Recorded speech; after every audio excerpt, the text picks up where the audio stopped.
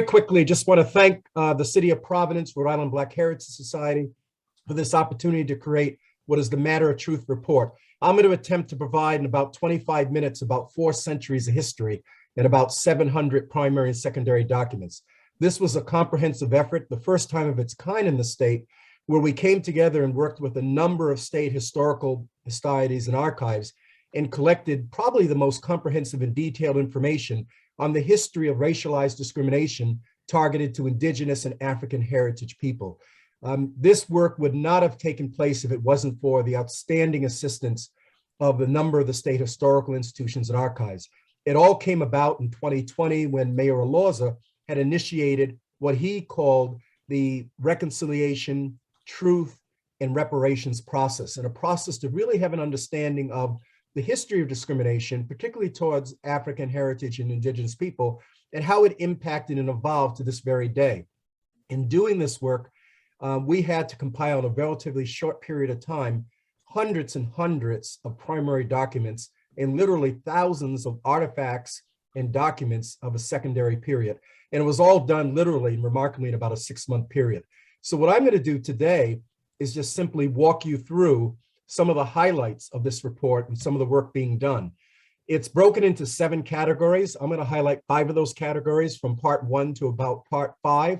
All of the images that you see are largely from the collections of private collectors, Rhode Island Newport Historical Societies, and most importantly, largely Rhode Island Black Heritage Society. I have to say this because being one of the early advisors and founders of the society, Rhode Island Black Heritage Society is the oldest Black Heritage Society in the nation here in Rhode Island, dating back to 1975. It has close to 3,000 cubic feet of collections from the colonial era to today. So we're very fortunate to have this society and other archives and have this factual information that for the large part has been largely unseen by the general public.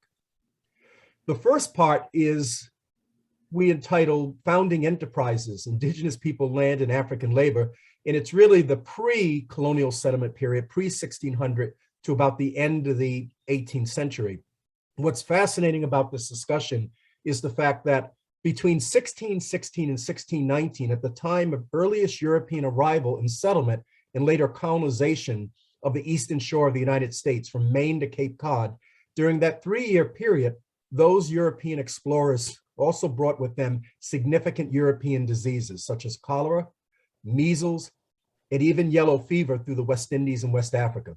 So over that 3-year period, the coastal Indigenous tribes that had direct contact with European colonizers from, again, the Boston and Plymouth Bay colonies, what later becomes the Pilgrims landing at Plymouth Rock, down into Rhode Island, nearly 90% of the Indigenous tribes of the coastal area would die of disease.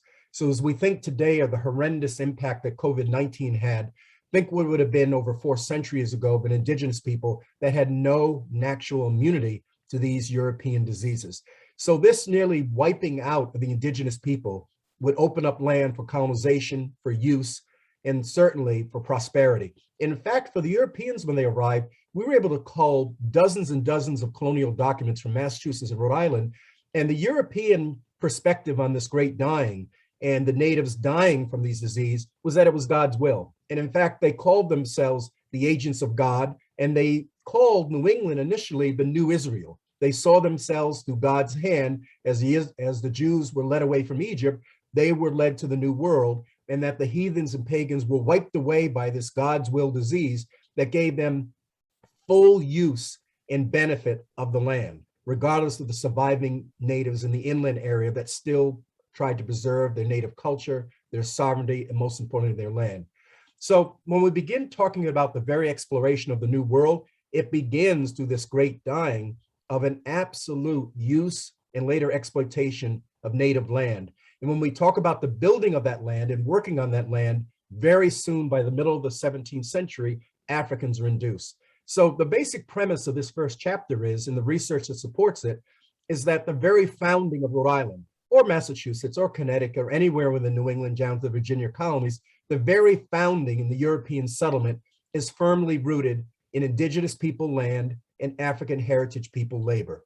Both would play critical roles in building what would become the United States of America. And one of the things we were able to do, because there's been significant amount of debate about Rhode Island's participation in the slave trade and slave ownership and slave participation, we now have for the first time a comprehensive database of every documented slave voyage between 1705 and about 1807. During that period of time, we documented 934 slave voyages that began in Rhode Island and whose ships were owned by Rhode Island merchants. Rhode Island, by the colonial era, before the American Revolution, was the most active slave port in British North America, far surpassing Massachusetts and Virginia. So when we talk about the European participation through British North America in the slave trade, it is Rhode Island. And out of those 934 ships, 72% came from my town of Newport. So when we talk about Rhode Island's dominance in the transatlantic trade, which is sending ships from Rhode Island to West Africa, to the West Indies, and back to Rhode Island, it is Newport. Far surpasses any other colonial town in Rhode Island, any other colony. What we also know, and this is an important aspect, is I've had the chance to travel across the diaspora and have access to the archives in Barbados, Curacao, Jamaica, Dominican Republic, most importantly, Ghana. And we now know that most of the Rhode Island ships landed in what is at the time called the Gold Coast, what is today Ghana. Most of the Africans brought by Rhode Island vessels from the Gold Coast or Ghana through the Middle Passage to the West Indies, landing almost exclusively in what is today Barbados and Jamaica, were from the Gold Coast or today Ghana, and more importantly, originated from the Akan and Fanti people. My own ancestors in Rhode Island were Fanti people who survived the Middle Passage to Jamaica, and then by the end of the 18th century, we landed in Philadelphia, then Newport. So this is an important finding because now we're able to directly trace and document the very origins of the African people that arrived here. And what's most important, unlike other locations where Africans arrived, most of the Africans that arrived in Rhode Island came from a single location. They shared single tribal languages, customs, religions, and political systems. So by the time they would become free, we'll learn in a few minutes, they had much better chance to organize themselves as compared to anywhere else at the time that slaves landed, who were mixed and matched with other tribes, other countries, other languages, and it was very difficult to organize and communicate. So this becomes at least an opportunity for Africans, even though they arrived in the worst circumstance. We were also breaking down the documentation of slave voyages in Providence. And as an example, there's a significant amount of discussion about John Brown and his infamous 1764 Sally trip. John Brown is not even close to being the most active Providence slave trader, and he's not a very good one. But again, because of the fact that they are a famous family associated with Brown University, there's significant focus almost singly on names like John Brown or James DeWolf. We also find that the Brown family, Nightingale, DeWolf families are not actively participating in the transatlantic trade. Most of their slave trading is after the American Revolution, when the slave trading is outlawed by the new state of Rhode Island and the new United States. And they are now trading not in West Africa, but in the West Indies, almost exclusively in Cuba and Puerto Rico. So what James DeWolf of Bristol, John Brown of Providence, and others are doing is they're sending ships directly from Providence and Bristol to Cuba, to Puerto Rico, sometimes to Central America, and taking enslaved Africans there and transporting them directly to the Carolinas and the Georgia coast for the slave economies there. So this becomes a very important understanding because this is an intra-American trade, not a transatlantic trade. And it's what separates the Newport participation before the American Revolution, then the Providence, and certainly the Bristol participation after the Revolution. The largest volume of slaves transported to the New World is Newport. The largest number of slaves brought to eventually Rhode Island is Newport, and then dispersed to other locations, Rhode Island and New England. So this information is significantly helpful because, again, it gives us a better context and understanding of the system, but more importantly, it gives us an understanding of what the demand was for these Africans once they arrived. Even though we have plantation in our name once before, Rhode Island has never been, will never be an agricultural-based economy. Bad soil, bad weather. So for the most part in the 17th and 18th century, our economy was tied to shipping and maritime trade. In the 19th century, it would ship to textile industry. So most of the Africans that would arrive here will largely land, work, live, and eventually die in urban seaports such as Providence, Bristol, and particularly Newport. And then across New England, it's Boston, it's New London, it's New Haven, it's Portsmouth, New Hampshire. So this very urbanized enslavement system creates a very unique and a very important difference from what we commonly understand. We don't have rice plantations, sugar plantations, tobacco fields. So most Africans arrive here relatively young, under the age of 12, and they immediately are trained in the trade skills. They're barrel makers. Women are seamstress and sail loss. We have them as chocolate grinders, soap makers. My own ancestor at 8 is trained as a Windsor chair maker and as a cabinet maker. So by this unique economy and economic demand in New England, particularly Rhode Island, enslaved Africans and some enslaved indigenous people are not trained to be laborers in the field. They're being trained for trade skills, which gives them access to education, gives them access to trade training, and opportunities of self-betterment that would have been unheard of and unnecessary if you happened to have landed in the American South or the West Indies or Central America. So these are important understandings that weren't quite understood, but it helps us to understand the evolution of not only slavery, but later freedom in early Rhode Island and New England.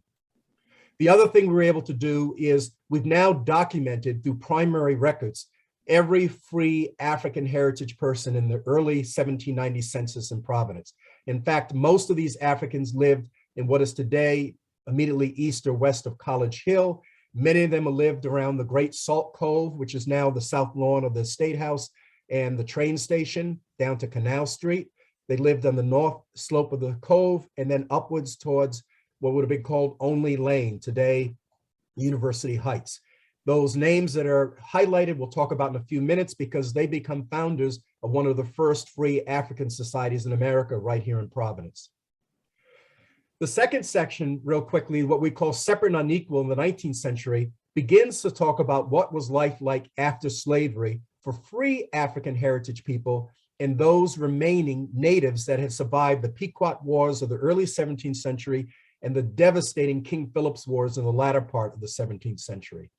And one of the things that we were able to recognize is the fact that after the American Revolution, the first great emancipation, not the Civil War, not Abraham Lincoln, not the Emancipation Proclamation, but the first emancipation by the end of the American Revolution, by the end of the 18th century, every New England state and most northern states either gradually or directly emancipated their slaves. So by the end of the 18th century, there are tens of thousands of now free African heritage people in America, largely populated New England, while their brothers and sisters south of the Mason-Dixon line are still enslaved. This early 19th century condition creates these new urbanized African heritage neighborhoods. Across the North, there are sizable African heritage neighborhoods of free African heritage people who have access to religion, access to trade skills, and access to language. They are fairly powerful, in some cases, more powerful than the larger white community, and certainly more powerful with education and access to trade skills than newly arriving white immigrants, such as Irish and Germans in the antebellum area, the early part of the 19th century. In Providence, many of these African heritage people are living in areas called Squaws Hollow, Hardscrabble, Snowtown. One of the challenges that these Africans face is the fact that the larger white community is very resistant to having a fast-growing African heritage-free community. They're also very concerned about competition for land and competition for jobs. At that time, Providence is growing. By the early 19th century, with the advent from Samuel Slater and Moses Brown of now the automated textile mill, the water-powered mill, you now have this amazing growth of water-powered manufacturing, textile manufacturing going on all across New England, but particularly in Rhode Island. Land and land with access to riverways and waterways is at a premium. Immigrants are pouring in. And these areas that were seen as African heritage enclaves on the outskirts of town, not very desirable, with even the name Hardscrabble, were now seen as very desirable areas for expansion. So starting in the early 19th century, you see a series of systematic racialized riots for the sole purpose of disrupting African heritage people from where they lived, worked, and worshiped. In Providence, these riots culminated in Hardscrabble, Snowtown, simultaneously in New York, simultaneously in Boston, in the upper Beacon Hill area, in Philadelphia, in Baltimore. They were all going on almost simultaneously by year. It is absolutely essential to understand that these were more than racial riots. These were riots where properties were taken down, burned down, and then reclaimed and then redistributed back to the larger white community or to make needs for the newly arriving white immigrants. In the case of Providence, the African heritage people are literally being pushed up the hill, where they start around the north slope of the cove. They're pushed into what is today around the train station towards the Marriott. Those riots of hardscrabble pushed them up the hill further into what is called Snowtown, which is North Main Street, into University Heights and Only Lane. They get pushed after that riot further up into an area that we later call Lippert Hill into the early 20th century. And then Lippert Hill is destroyed, not by riots, but by urban renewal. And they're pushed up into the Mount Hope area. So what's important to recognize is that these series of devastating racial riots were spurred on by the demand for land and demand for reducing competition between free Africans and white immigrants for labor. Later, the town of Providence would reincorporate itself as a city and establish a series of what are called warning out policies. Warning out policies were based on the notion, an old English notion, that the only person who should receive a benefit, a public benefit, a social benefit, particularly widows with children, are residents and citizens of that township. And the way they would determine who a citizen was to simply have them come before the town council, do a hearing, and they would determine if this person was worthy enough or was a property tax payer to be a town resident. This is the first time in early America where we see social service, social welfare policies, meaning policies that determine should someone receive assistance from an almshouse, or should someone have food assistance, or should someone have shelter or remain in shelter within the town, is being determined by a political body.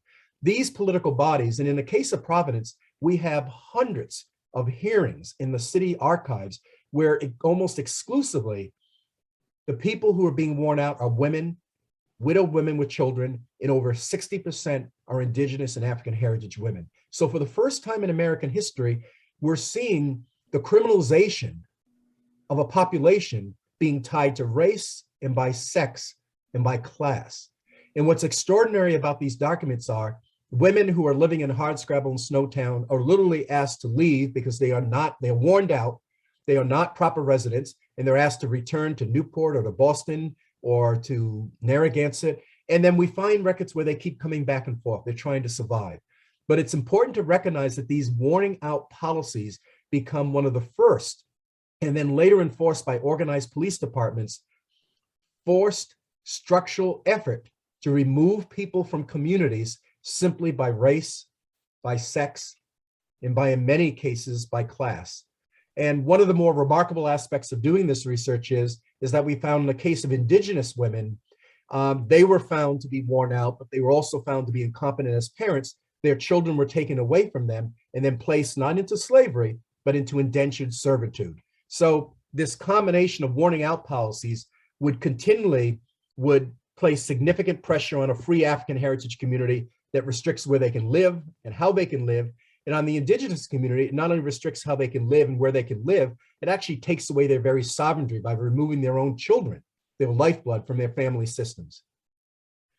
And this becomes actually embodied in the Charter of Providence. And as we review the original charter, and most importantly, the original first address by Samuel Brigham, our first mayor, he talks specifically in his remarks about the need to monitor children of poor Black or colored persons and disorderly Black or colored persons. He makes it absolutely clear the future of Providence cannot include poor people of color, and particularly children and persons of color.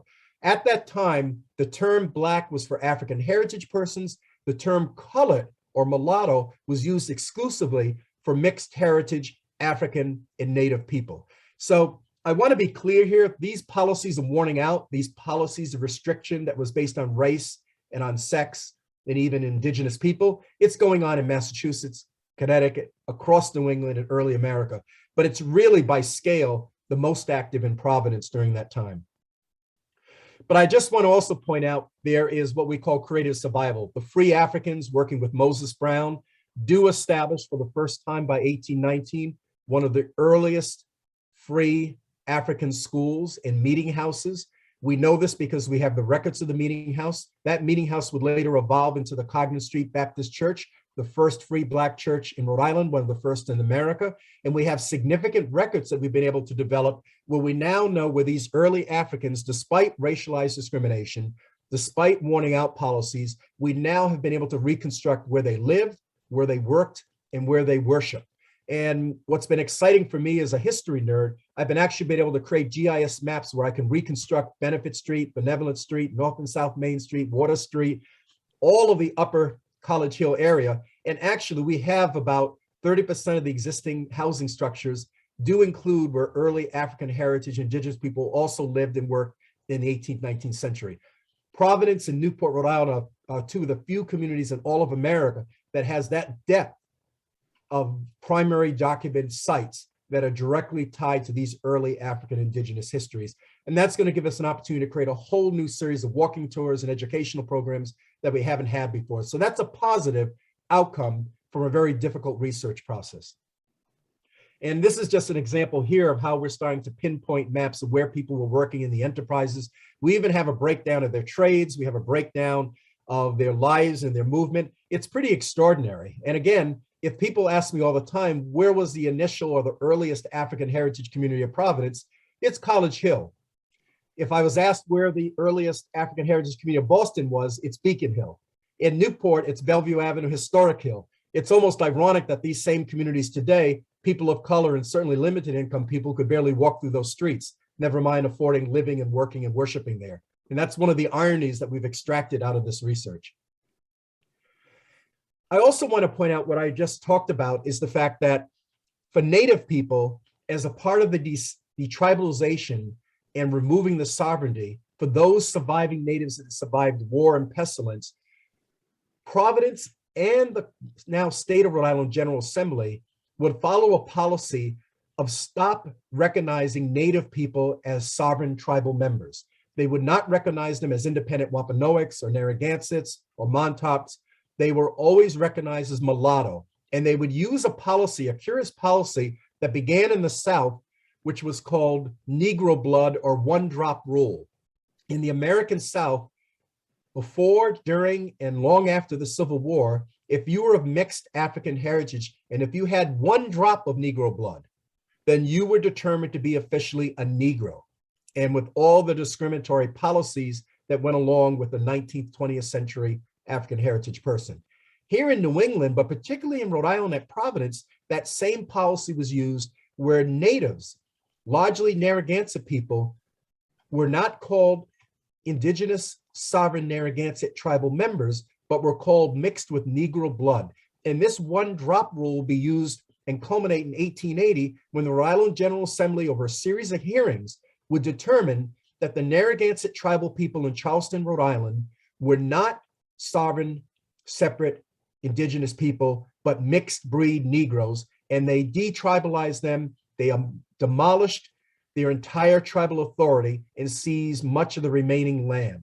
So it's absolutely essential that you understand that for the indigenous people who were the first settlers and first landowners and first people of this country, of this Western Hemisphere, here in Rhode Island by 1880, everything that was them, their culture, their history, their identity, their very being, was wiped away by legislative act for the sole purposes of seizing land.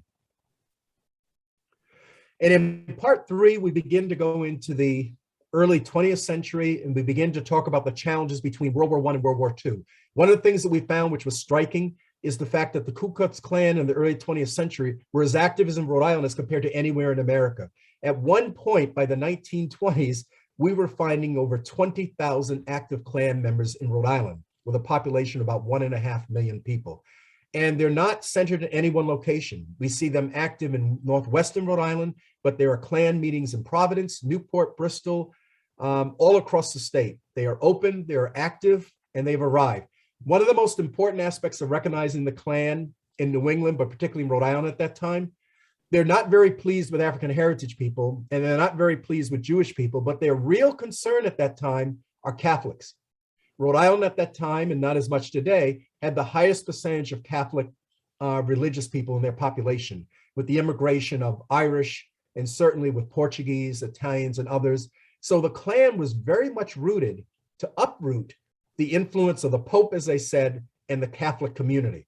So this becomes an important understanding because, again, this relationship of Klan and Klan activities in Rhode Island is so substantial and so open. They actually charter themselves with the Rhode Island General Assembly by 1923. They burned down a Black school in 1924. And it culminates in 1925 when they're having a 1,000-person Christmas celebration on roads on the Patuxent. So it's important to recognize is that by the early 20th century, even though African heritage people are free, they have access to some voting rights, some civil rights, they are still faced with, like their counterparts in the American South, the real fear of Klan activity and Klan involvement right here in the safe confines of supposedly liberal, progressive North and New England. Possibly the most discriminatory public policy of the early 20th century is an outcome of the New Deal and really a response to the Great Depression. It's the federal, what we call Housing Act of 1934. It establishes what is today the Federal Housing Authorities or Public Housing Authorities. It creates as a part of the FDR New Deal, a new Federal Housing Authority approved mortgage insurance and insurance programs that would engage and allow working poor people to now buy and afford to own homes. And this new mortgage insurance program would induce private sector realtors, developers, financial institutions to invest in limited income communities and people because the insurance was backed by a federal mortgage or a federal guarantee. It removed that, obviously, that concern for lack of return on investment.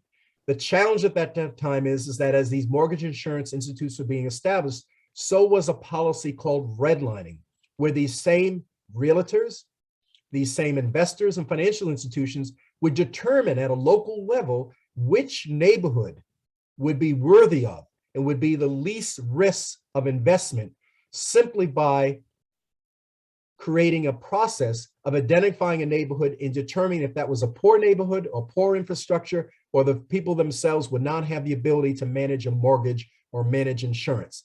This process called redlining was extraordinary, going on all across the country. This is a 1935 map from the city of Providence of redlining communities. If you were someone who happened to live in Fox Point, South Providence, West Elmwood, Lippert Hill, Onlyville, sections of College Hill, your communities were redlined out and would not be eligible for any type of federal mortgage insurance or support. This would set the stage where these communities were largely enclaves of people of color and limited income people at the time. Historically, even to this day, they would have little or no access simply by the determination of their racial composition and their neighborhood composition. They wouldn't have the opportunity to benefit, which millions of Americans benefited from, access to federal mortgage insurance and home insurance and low interest loans. This would set back the clock for generations of African heritage people and their communities because of this highly systematic structural racial policy. And again, I want to be clear, it's going on in Providence, Boston, New Haven, across the country. But in our case, we were very focused on its impacts on Providence, and it was significant into those neighborhoods. What's ironic is that nearly 20 years later, with the establishment of urban renewal policies, those same neighborhoods are now faced with new federal policies to remove blight, but ultimately remove the people and their properties and structures. We also found in the 1940s that Rhode Island was very much entrenched in significant historic discrimination based upon race.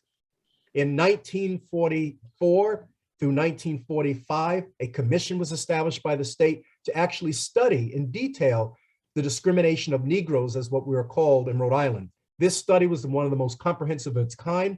It actually found that the discrimination by employment, both public and private, was widespread across Rhode Island. It interviewed over 200 African heritage people to get their input on what they were faced with. And this is just a series of just interesting quotes that people would say, from being clerks to laborers to teachers, and they all consistently were discriminated against simply because of their race. That last quote is one of my favorites because it's a great example of creative survival. My husband hasn't had much difficulty. He passes as an Italian.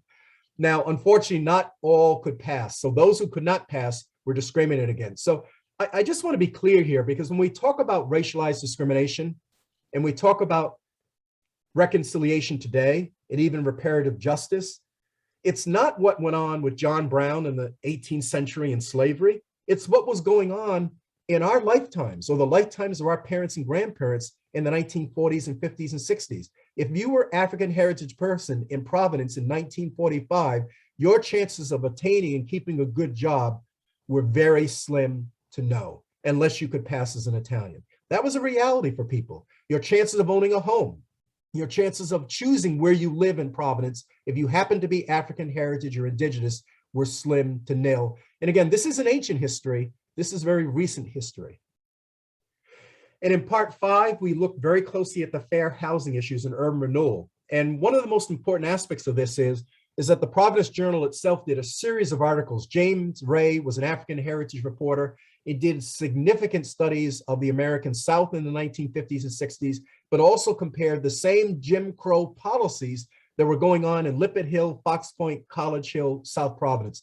His series of articles were eye-openers to Rhode Islanders who thought that Southern discrimination was simply not present in places like Providence or Woonsocket and Pawtucket. And it was James Ray that would open the eyes of its viewers, and most importantly, set in stage public policy changes starting in 1950 with the Rhode Island having one of the earliest fair employment laws, and then later in 1965 under Governor John Chafee, Rhode Island having one of the earliest fair housing laws. The fair housing laws provided an opportunity where you had a choice of housing in public housing, and you had a choice in private housing, and you could not be restricted by race, ethnicity, nation of origin, and then later sexual orientation. And I just want to point out, the civil rights and equal rights laws that we have today, that we all sometimes take for granted today, all sit on the shoulders of the original laws to abolish slavery and to end racialized discrimination of African heritage people. So if there's one group of people in this city, in this state, in this station, that have driven the very basis of civil rights and equal rights laws that we all benefit from, it's the history of African heritage people and indigenous people. And we also go on and talk about, in the late 50s and 60s, the advent of Interstates 95 and 195 and how they would separate historic neighborhoods from working waterfronts.